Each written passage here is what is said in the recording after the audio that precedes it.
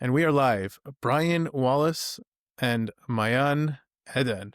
So I apologize for the awkward camera switching here, but it's so exciting. I'm so excited to have you on the show. Mayan and I talk a little more regularly, and that's always awesome. Brian, we've been talking for months about meeting up, so I'm super happy we finally got on a podcast. The art of getting together is everything. And people Yes, do it I more often. totally agree. Mhm. Okay, so let's start first with Mayan. For those who don't know, Mayan Eden is a real estate entrepreneur, investor, and peace advocate whose family heritage spans Ashkenazi, Mizrahi, and Sephardic roots. As the founder of the podcast Voices of Abraham, she leverages cultural insight to spark conversations that heal divisions and build lasting connections, as well as debunking myths about the Jewish world. And we have sorry, a bit of a lag here. What's going on? There we go. And we have Brian Wallace, who is the founder and president of NowSourcing, an industry-leading content marketing agency that makes the world's ideas simple, visual, and influential. Brian has been named a Google Small Business Advisor from 2016 to present. He joined the SXSW Advisory Board in 2019 to present and became an SMB advisor for Lexmark in 2023. He is the founder of the Innovative Summit, which successfully launched in May of 2024. It's a mouthful. So, Brian, first of all, we were speaking for a while, and I did not realize you were a good from Yid. Yeah. So I thought you were Jewish, but then I'm like, hey, this guy grew up just like me. Mhm. So I first of all, didn't tell me. I didn't grow up religious. Oh, Yeah. all right, curveball. All right, so we're back to where we started. I'm not surprised at all. No, just kidding. But tell me how. So tell me how, how you grew up. Tell me how you became religious, Yeah, sure. and then tell me how you found yourself in this crazy business world you're in. Man. Well, story time. So I am from a faraway land called Brooklyn, where many people of the tribe have their origin stories, except I don't sound like I'm from there because I moved away when I was a year old. I think we were the fourth generation over there. Family came over in the 1880s. Grew up in Rockland County, just north of New Mm. York City, which all New Yorkers, of course, call the city, not the Big Apple. If you're going to call it the Big Apple, it's time to get better friends. Friends don't let friends call it the Big Apple. We could get into why it's called the Big Apple, but that's not what you asked me. I Uh, actually don't know why it's called the Big Apple. I've always wondered. I think because the growing climate for most of New York State is actually really a great spot to grow all the varieties of apples. And if you go north of the city, you'll actually see a lot of apple orchards. So where I grew up in Rockland, there actually were a lot of apple orchards. Let's Huh. assume it's that, but still, don't call it the Big Apple. Come on, have some self-respect. It's called the city, as if there's no other cities that exist. So I eventually made my way out to the heartland of America, kind of where the South and the Midwest coalesce. First in Louisville, Kentucky, then later in Cincinnati, Ohio. I would say that how did I become religious? I think that a lot of people become religious either through times of ahava or yira. So there's almost like a trial by love or a trial by fire for those of you who are not Hebrew fluent, such as myself. So I'll count myself towards that. So I would say that my wife converted and she was very Hmm. religious. I did not grow up very religious. So our kind of joke is that we met on the elevator in school in upstate New York. And Interesting. after a traumatic life incident, I would say that when you can walk through fire of very, very difficult things in life, and you find that a lot of faith and ritual that maybe you didn't have gives you more resources to draw from, it prepares you for a lot of other things in life. Or what doesn't kill you makes you stronger if you want to make How a how old were you? How old thing. were you when you became when I you was in did my early to Baal mid Tshuva? 20s. We call it like Yeah, a correct. not a convert, but like you were grew up Not a convert. really Right. Not a really convert, not disconnected born from again. Judaism. I never know who's Right. going to listen to stuff, so I like to explain stuff. So a Baal Teshuva means that there's a person who comes from far away, closer to Judaism. So Hmm. I'm one of the guys that didn't go to all the high holidays, didn't go to Hebrew school, had a bar mitzvah party, all that kind of stuff, Hmm. and knew it was a thing, but didn't really know what it is. Because if you're a Jewish American in New York, I mean, there's a lot of people like that, and you're just kind of a cultural Jew, whatever that means. There's not a lot of identity. Now, if I was living in 2025, maybe that would have shifted, but we didn't have that life back then. Right. So, yeah, I mean, it's pretty interesting. I kind of thought that there was a higher power, but I really didn't know how to connect that as a forum as a child and all of that. But kind of moved along through the years. And after this whole thing happened, and I can tell you my wife and I couldn't have kids. We went to Louisville to meet a doctor so we could have a health miracle to have children, and our first child passed away. So I assure you that if you go through Sorry to something hear. like that, thank you. If you can live through that, you can kind of do anything, but you're going to come out the end another person, no matter what. There's no way that you just come Right. out. So I think all entrepreneurs need to be a little bit crazy, but forging it through fire like that, which is just kind of what happened. So I was already a young adult. I think what was I, 23 or so at the time? Yeah. Yeah, we all really find ourselves Mm. in the worst possible situations. Yep. It's like also Welcome to the when depression podcast. I'll drink to that now. We're going to get yeah. to more uplifting No, things. I We're mean we're getting the it's like narrative on. Uh-huh. it's like if only I could get a feeling of if someone God forbid had terminal cancer and they're told they have a month to live. I know that Mm, sounds like something really difficult to wrap your head around, but right. that feeling of where your values just shift in the right direction, and when you're told you have a month to live, the stuff you do in that month, it really tells you who you really are. And Oh if yeah. only you can get that feeling when you're feeling great and life is feeling amazing, I think you'd make the most of it. Um, We take a lot for granted. yeah. Yeah. Sometimes I won't tell everybody that story, and people will be like, they'll just read ChatGPT's "What are the 5 questions I should ask people on my aspiring to be podcast?" What's the one piece of advice that you would give our audience? And I'll be like, live every day as if it's your last. And they think that I'm just like having some trite reductionist argument, and I'm Oh, okay. actually thinking about I'm just what gonna I'm cross thinking. off that question because you just answered it. Ah, shucks. Yeah. I ruined it. Sorry. But yeah, No, so our baby so lived what's to be interesting. a day old. So when I'm saying that, I'm thinking it and I'm living it. Yeah. Right. So Mhm. what's interesting is I thought you grew up religious, but you grew up as a Baal Tshuva, but we Mm, kind of met in the middle here. I grew yeah. up super religious, black hat, Great. and I think Yeah. Mayan grew up super religious as well. And she has an Okay. interesting story. So, Yeah. why don't you share it with us? Awesome. Yeah, of course. So, yeah, hearing your story is very inspiring, first of all. Thank you. I would add that I grew up super Orthodox, but it was a little interesting, a little twist. My parents became Baal Tshuva when I was about 5 years old. Oh, wow. So I kind of remember the time before, the time in the middle, and the time Mm, after. So I yeah. had a very interesting journey, and we actually are meeting up at different ends of the stick at this point because I'm less religious now, and you Mhm. became more. So Right. it's very interesting to see how where people start and where people end off depending on what they go through in life, right? And by the way, like, I think it's important that people have different lived experiences. Too many of the world's people just live 5 minutes away from where they grew up, and they just have a very narrow and shallow worldview that everybody should think, act, look, dress, Right. and communicate like us. So when you have a lot of different modalities in your mind, it helps you understand and bridge gaps between people. So that's probably why Absolutely. that's probably why Michael brought us here today. Yeah. Yeah, and that's probably why I'm not as religious today Mm, because I was taught to live like that and I decided interesting. not to. Mm, Yes. Right. So Brian, sorry. you are currently in Israel. Am I not Mm, mistaken? that's right. Okay. You said Ramat Bet Shemesh, Hmm. which is really cool. Uh, Let me ask you a quick question here. First of all, where were you when October 7th happened? And Mm, looking back, mhm. how has that changed your perspective in the world outside of Judaism for you? Well, um, I think it became pretty cool to hate Jews and not be apologetic for it. So that's a little scary. Yeah. I think that the rapid acceleration of proportionate anti-Semitism is off the charts. Um, Have you felt it personally? I'm a pretty likable regular guy named Brian, so I don't like I don't walk into a bar and punch the guy and try to look for a fight.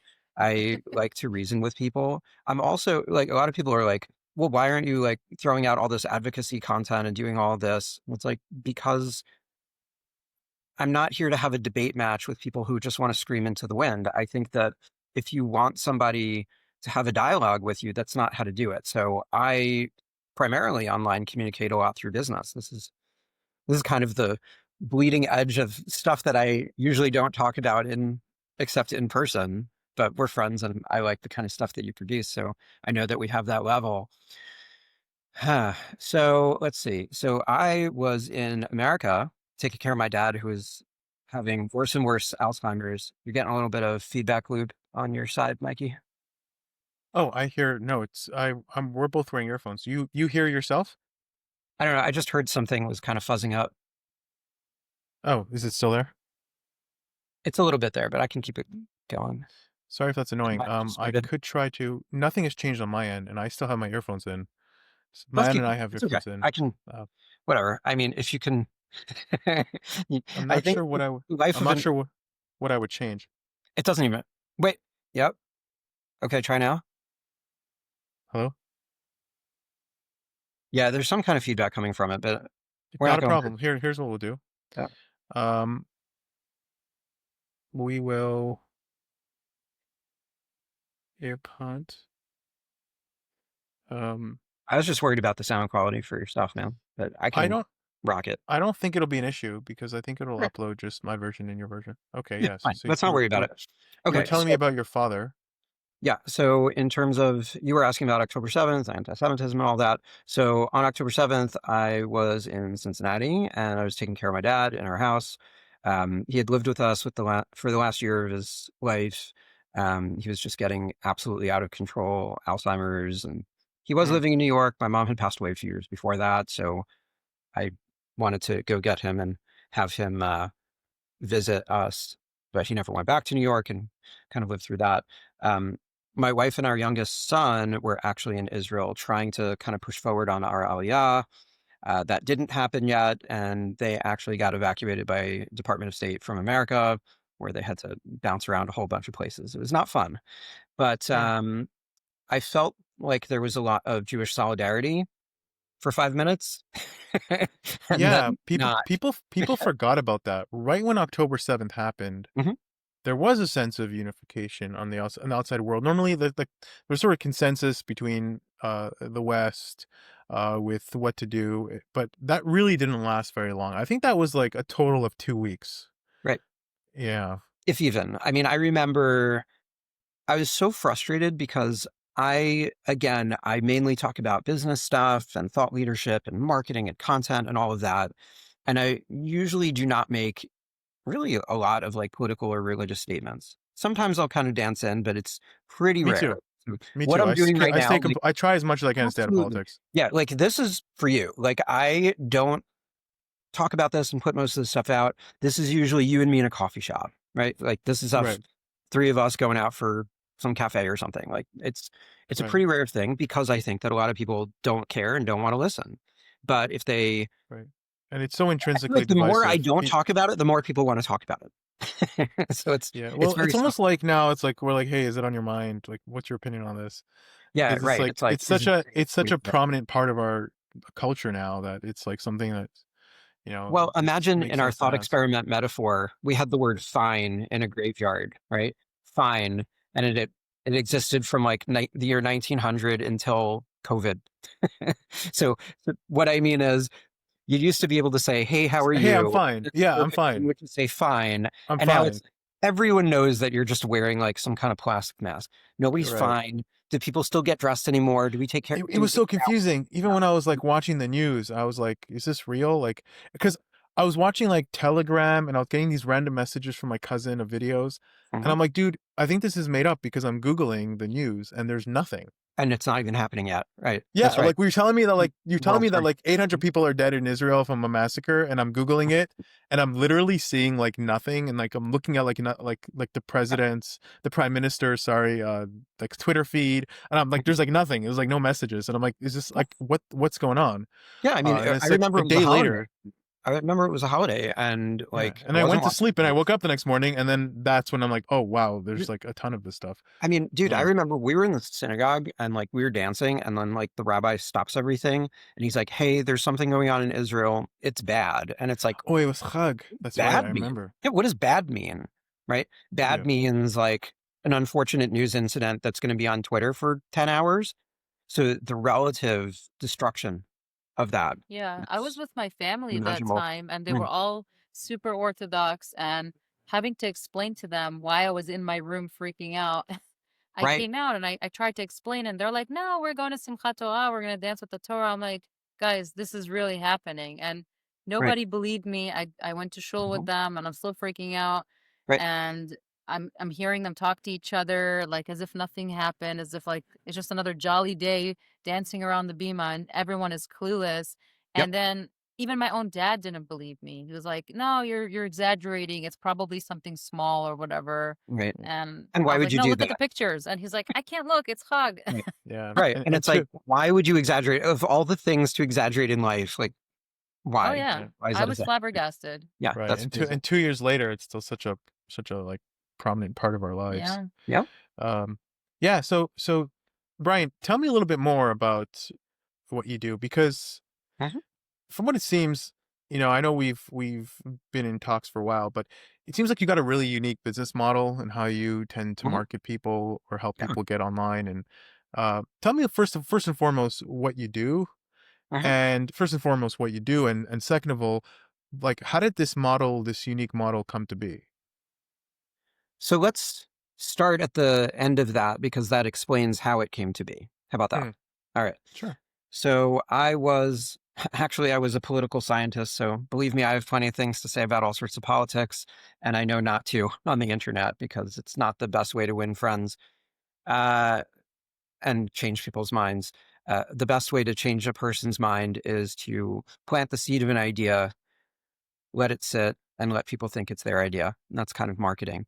So back in the day, Uh-huh. I was a technologist for a decade. I enjoyed the art and science of communication a lot more than technology because with technology, there's always something broken, and I want my life to be more than hiding behind a keyboard and typing furiously and saying things in acronyms and all that. I like technology. I like the fact that I know how it works, but I think that I was made for something a little bit different.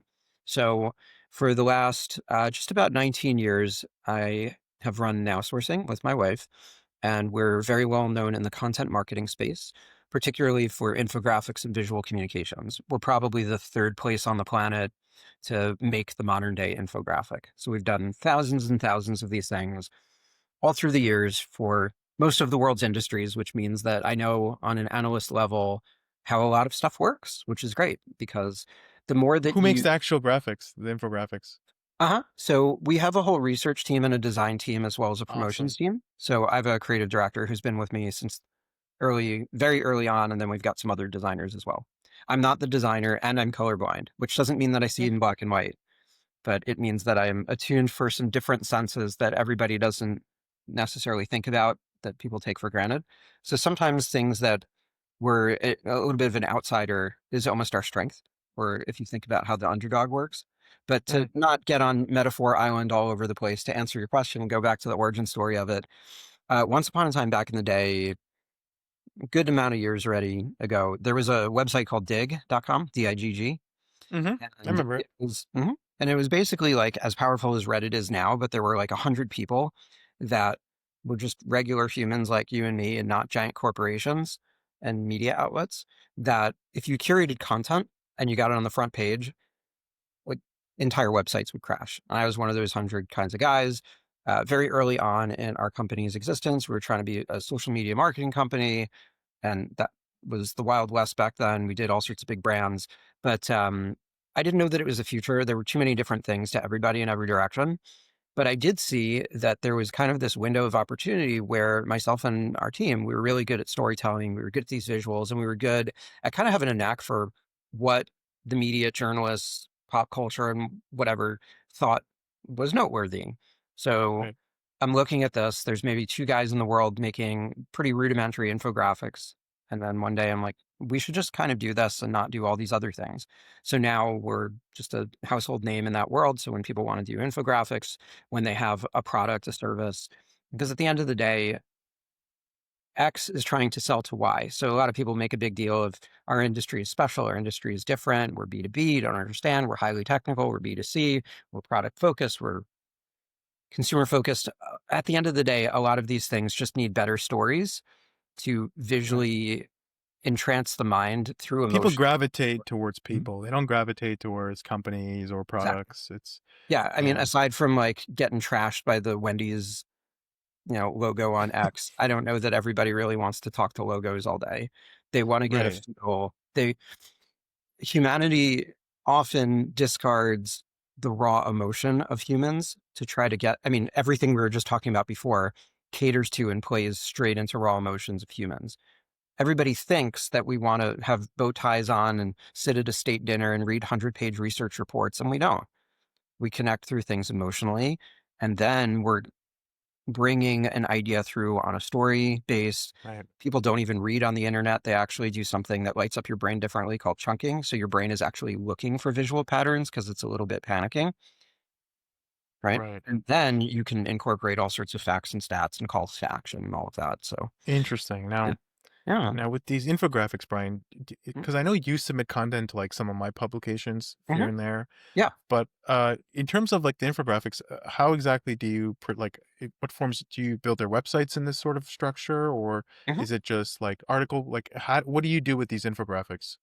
Right. So first you look at the seed of the idea, and it might be something that is explaining their product, is explaining their service, is explaining their industry, is incorporating a timeless, evergreen kind of a concept. You could have something that is time based, but I don't like short sighted kinds of projects because a lot of times these things stand the test of time. I see these things resurface a year, 2 years, 5 years, 10 years later. We once had the FBI reach out and they wanted to use something we did 15 years ago for a confidential presidential transition plan. And I'm like, cool, can I see it? They're like, no, dummy, confidential transition plan. You're a civilian. I'm like, could you write me a thank you letter? So I just have like, thanks from the FBI. Hmm, Yeah. So, that's funny. yeah, it's pretty funny. Um, I don't know, man. I think that the way that we try to approach this is having the seed of the idea, doing all of the emotion, doing all of the storytelling, visualizing it, getting all the data in there. And then when it comes to implementation, we have to think carefully about the overall site structure and the kinds of content and the cadence of content that they have on their site. So some people, you might make the entire site around the graphic. Some things they might have a resource center. Some things they might have a landing page or you build a landing page. Hmm, Um, it might be in a blog post, or they might already have a great pillar content page that we integrate something like this in a particular anchor. right. So it's going to be different case by case because we work with some of the largest companies in the world and people who are just starting out. So everybody's a little bit different. But what's interesting though, after that, Very cool. because like you said, just in terms of getting it out there, we're kind of sitting at the convergence of content, PR, SEO, and research with these visuals. So instead of just saying, hi, I am a PR person, I'm going to email 2,000 people. Here's a press release of a not famous founder. How would you like to run this story? Like, I'm also a journalist. I write for a bunch of different sites, and almost never answer these. I might answer a handful of them out of thousands and thousands a year. And usually it's because I know the people that run the company, and I'm like, oh, yeah, that's my buddy. Maybe we'll cover it. But the Yeah, wild thing, Michael, is like, it's a I can, headless beast. That whole industry. It's oh, like, it's and it's like brain. if something's not working, they don't switch the model. They just do more of it. Yeah, they just do, So let's scale. And it's like, yeah, but you're building a rocket ship to nowhere. I'll even right. write back to some of these places and they don't even answer me. I'm like, well, why did you Yeah. even bother? So if you Right? send 1,000 and you only get one answer, just send 20,000. You'll get a few Right. more, and Yeah, that's you'll yeah, get lots of hate mail. But like, I feel like we've bothered to develop relationships and have good things for them. So if we're saying, hey, we've sent you some really thought-provoking pieces of content that perform and we're going to help it perform, why would they say no to that? And in a lot of cases, they're just like, hey, we like you, we trust you, you make great content. Here, go have your own beat. And I yeah. feel like But how do you mix that infographic? Um, style and brand with like very corporate, like something. I imagine Mm. people who don't necessarily understand the nuance of what you do and why your value is so unique might see something that's just a little bubbly and it can come off as even a little cartoonish to the untrained eye. How do you kind of navigate that when you're dealing with really corporates in a corporate setting? Yeah, so really corporate settings, and it's funny because right now I would say we are in an uncertain market due to war, home affordability, AI taking over or being overinvested, regional conflicts, World War III pending, asterisk, asterisk, right? So in a chaotic, uncertain market, I feel like a lot of corporates gravitate to stuff like this because a lot of their gigantic budgets are in trouble or in jeopardy or have already been shredded. Mm, They might be having a lot of layoffs. And if we're an address for this, they're trying to communicate something in, let's say, their investor relations portal or newsroom or something like that. And what do they usually do? They usually do those things that you said are trying to scale. And they find that, like, aside from maybe some different news wires from a press release perspective, people aren't biting at it. So this is giving them a better hook to try to get their message out there, but also visualizing it and then relying on our network as opposed to just pushing it out as a press release. mm, So they like it. Can you run us through an example? Yeah, sure. So we do a lot of work for Equifax. Equifax basically decides if people get houses and cars and stuff and Oh, is sort yeah, of well responsible for aware. keeping up the economy. Right. So when we're doing a variety of things with them, but as an example, they are trying to rewrite the credit score algorithm. And there's a whole bunch of people who have been unbanked or they have thin credit or no credit or their credit invisible. I will spare you with all the details of what all those definitions are, but you could make a highly technical piece that you'd have to be a financial analyst to understand all they're saying. But if you can visually communicate something where we're saying we're trying to make a more fair and equitable world, that there's underserved populations that are either not going to get approved for a mortgage, and then they might be intergenerationally poor because they won't have any land transfer, right? Or they get a terrible rate, which might make them default. What if you could take somebody that wasn't going to get approved for a house to approved, or somebody who barely gets approved to a better rate just by incorporating what they call alternative data, such as electric bills and all that? So that's revolutionary for this industry. And I think it gets trapped in a lot of corporate speak. So when you get to mm. visualize that and push that out to different kinds of news outlets, people that would never think Interesting. that a big brand like that is cool would suddenly say, wow, like I never thought of a brand like that that I just have to use. And I just kind of wrote it off in my consciousness. It's Right. a difference. Yeah. So you kind of like bridge the gap between like a regular end user who's not into certain esoteric topics and just Uh-huh. nuanced topics, and you just make information more absorbable. Right. So we're bridging the gap between a corporation or a startup or anybody that might be too salesy, too jargony, too insider knowledge, and they're assuming that you've read 200 editions of the comic book, Right. and then like And you don't since need know the they're so involved in the they're process, so they involved. cannot understand what other people Mhm. won't understand. Exactly. So Yeah. really, if you think about kind of this wheel of interpretation between a corporation or just a company, a client, whatever, it doesn't have to be a big company. They, a small company has different problems than a big company. But at the end of the day, the company often is throwing around ideas and non-stories that nobody really cares about outside of their four walls. The Right. media doesn't understand why it would be important and doesn't have it architected in the right way. And the general internet and readership can't connect to either of these things. So we're really walking a very fine line over that bridge. You know?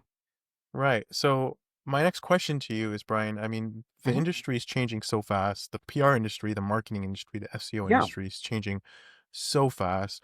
Mhm. And I guess one of the things that NLPs, natural language processors like ChatGPT do really well is they're really good at simplifying information. They're Yep. really good at breaking things down. Uh, how do you see yourself in your industry in the coming years? Sure. So when I think pre-ChatGPT, generative, all that kind of stuff, I used to love talking about and thinking about artificial intelligence. So once upon a time, I'm not having a stroke. I said artificial twice, but artificial intelligence is a thing.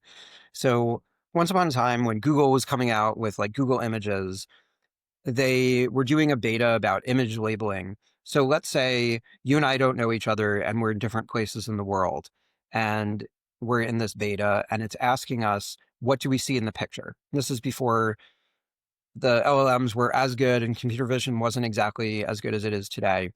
So we would look at a nice scene on the beach where there'd be somebody throwing around a beach ball and there'd be a seagull flying around and the waves would be crashing. And there's some other people in the distance that are sitting on a beach blanket and the sun is out. And the AI would ask you what you see and would ask me what I see. And then when it would get enough data from different people, when it would pair things together, that's knowledge. So, and not to, be so trivial when we're trying to explain AI, but we still have to train AI to understand things, right? So AI officially and unofficially uses all sorts of training data. So when AI is making a decision on how to search the web and how to quote unquote think, because it's not sentient, at least at the Yeah, time of this podcast recording, or there were Google whistleblowers, but that's not important right now. They never publicly it's a commented. whole other conversation. That's a whole other, yeah. We could Yeah, have weird the AI Turing podcasts. test is we're starting to blur the lines, but no, We're but starting to blur the lines, but I'm saying that the internet, whether it's AI searchable or not, needs cornerstones of the internet to understand what is knowledge, what is good knowledge. So as right, long as you're making quality signals, I think that and it seems to be coming along when people are using ChatGPT or Claude or Gemini or whatever instead of search, and now search is incorporating this in search. If you're looking at where it's always pulling up sources. So even if it's a zero-click nature, it's still going to pick up what the internet finds authoritative. So it might start to diverge, but I think as long as we're making quality signals, instead of aiming and optimizing for search and right, humans, you could also optimize for AI. So I would right. say the kind of So stuff that we you're do. saying it's more of you're saying that like ChatGPT, something like ChatGPT is it's more of it's just more of a communication media, more of like a broadcast rather than a replacement. Like your stuff is still going to surface in that ecosystem just as it would in Google. Correct, and it Yeah, is. as So I long as you're mean, making quality endpoints and your right. stuff is, yeah, Yeah, got it. exactly. I used to tell people that we're trying to make things for Google and humans. So now I can just say Google, humans, and AI, and Google and AI kind of blur. But yeah, I mean, I think when we make things that are complex and built for the internet, they're built to stand for the test of time. But I will say, on the other side of the fence of things that we've been doing lately, as you saw in my bio, I've been trying to crack the code for the future of, and we can talk about more of this later. I'm trying to crack the code for the future of, in an increased AI world where there's more and more loneliness and we're not really thinking through how to do interpersonal relations.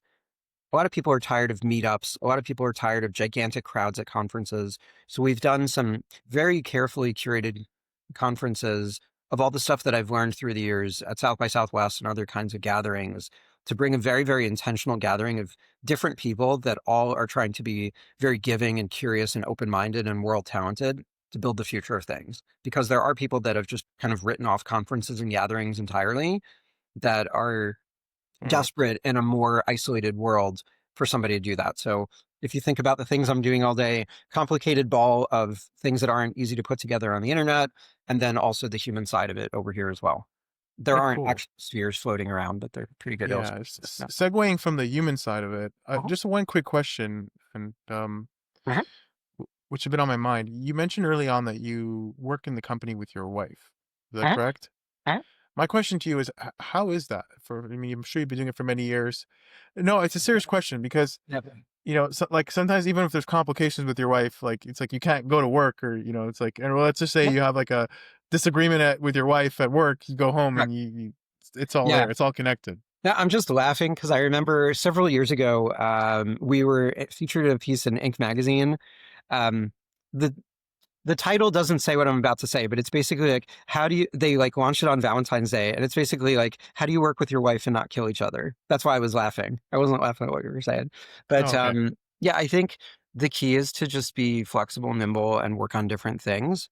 I think my wife is I'm more of the day to day and she does some big picture stuff. So Hmm. we purposely don't work on the same stuff. But yeah, I mean, some days are hard and some days are great. Very straightforward answer. Yeah. Brian Wallace, Man, thank you so much for your time. Of And course. I think you have a fascinating story. I think you have a fascinating business model. Likewise, And I will man. say this, that you have always been an absolute pleasure to collaborate with, to work with.